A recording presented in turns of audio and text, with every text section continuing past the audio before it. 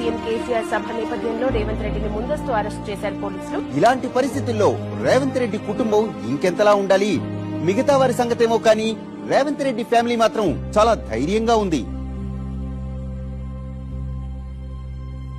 ఎట్లా అనిపించింది? ఎందుకంటే ఆడపిల్లవి బాధను తొందరగానే ఓవర్కమ్ అయ్యి బాధ్యత తీసుకోవాలి.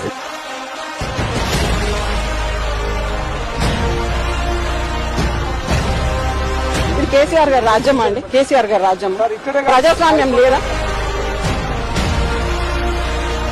144 సెక్షన్ ఉన్నప్పుడు సభ చేసుకోవచ్చా కేసీఆర్ గారు?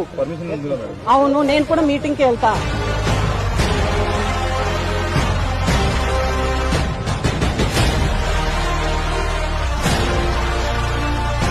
దెబ్బలు తగిలినప్పుడే మనిషి రాటు తేలుతాడు అనిపిస్తుంది. నాకే తెలియదు, అంటే నేను ఇంత ధైర్యంగా నిలబడతానని నేను అనుకోలేదు.